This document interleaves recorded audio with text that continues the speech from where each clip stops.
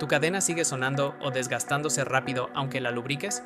El problema puede ser que nunca la has limpiado correctamente. Para dejarla como nueva, primero coloca la moto en el caballete para que la rueda trasera gire con facilidad.